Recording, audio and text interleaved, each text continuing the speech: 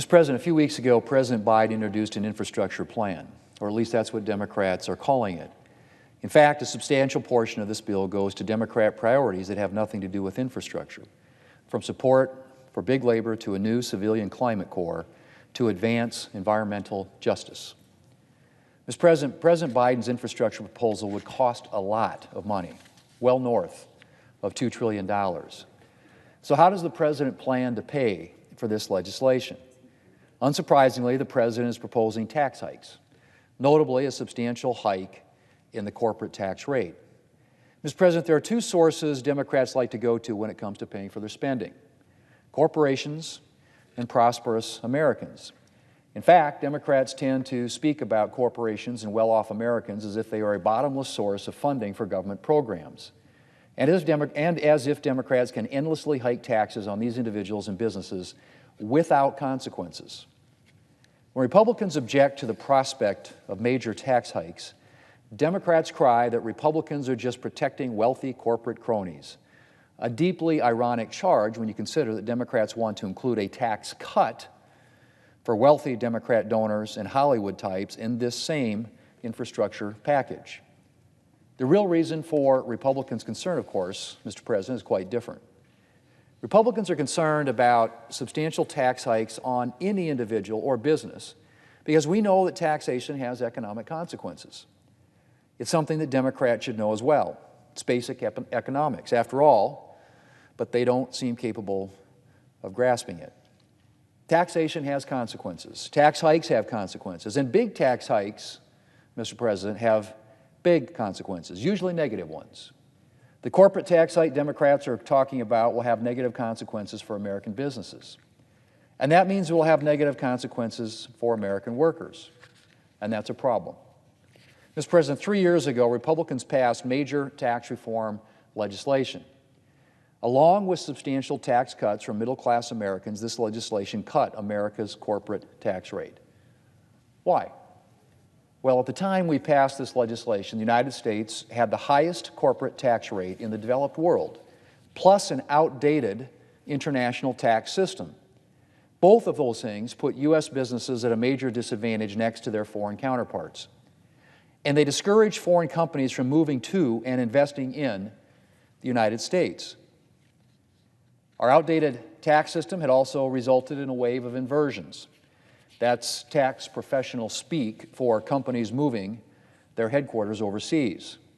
According to Bloomberg, between 2004 and 2016, 36 American-based companies inverted.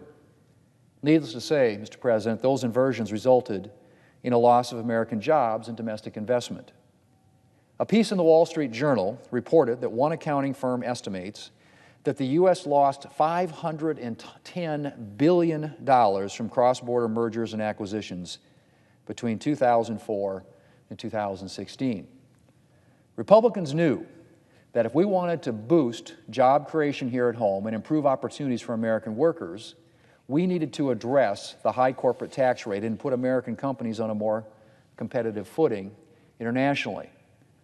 And so we cut the corporate tax rate and brought the United States international tax system into the 21st century by replacing our outdated worldwide system with a modernized territorial tax system. And it didn't take long to see the results. Inversions ended. Economic growth outstripped predictions. The poverty rate dropped. Jobs increased. Incomes grew. In fact, income growth in 2019 was the highest ever recorded, and real median household income for African Americans, Hispanics, and Asian American workers hit record highs. In other words, Mr. President, tax reform worked. And importantly, it worked for the very people that Republicans wanted to help: ordinary Americans. By improving the tax situation for American businesses, we improve the job and income situation for American workers. But now Democrats want to undo all that. To pay for their preferred government programs, they want to substantially hike the tax rate on American corporations. Once again, Mr. President, putting American businesses at a substantial disadvantage next to their foreign competitors. If Democrats impose President Biden's suggested tax hike, the combined average top tax rate on corporations in the United States would be higher than that imposed by every one of our major trading partners and competitors, including China. It's difficult to understand why Democrats think that it's a good idea to put American companies at a disadvantage next to Chinese companies and next to British companies and Japanese companies and French companies and German companies, and the list goes on and on. It's especially difficult to understand why Democrats would do this now, at the very time our economy is trying to recover from the serious hit we took from the coronavirus. Well, unfortunately, Mr. President, it's become clear that Democrats are either incapable of grasping or don't care about the economic consequences of their proposed tax hikes. Democrats are fixated on imposing a whole host of new government programs, and they're ready to tax Americans and American businesses to pay for them, even if ordinary Americans suffer as a result. Presumably, they think that if ordinary Americans start suffering, they can just offer them some help through a new government program. But I'm pretty confident, Mr. President, that most Americans would exchange government assistance for the kind of job and income that frees them from having to depend upon government programs. Substantially increasing the corporate tax rate, and I'm talking substantially, Mr. President, what's being talked about is a 33% increase, a one-third increase in the tax rate, and putting American businesses at a disadvantage on the global stage is not the best way to encourage the creation of those kinds of jobs. Mr. President, hiking the corporate tax rate will have negative consequences for our economy and for hardworking Americans.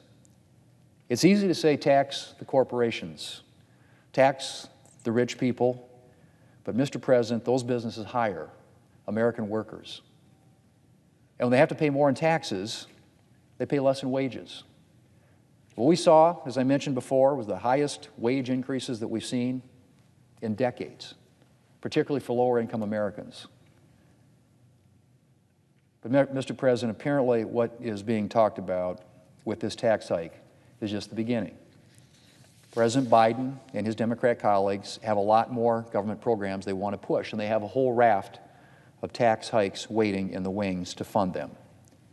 A hike in the top individual income tax rate, that would hit small businesses hard, Mr. President. Most businesses, 99% of the businesses in my state of South Dakota, organize as pass-throughs. That means they pay taxes at the individual rate. That's farmers and ranchers and small business people across my state. They're the people who create the jobs in South Dakota. A hike in the top individual income tax rate hits every one of those small businesses who have incomes in excess of $400,000.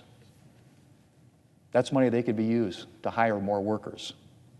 A hike in the capital gains tax, which would discourage investment and decrease the value Americans can expect from their 401ks. A new death tax that would hit middle-class families and family farms and businesses. And so much more, Mr. President.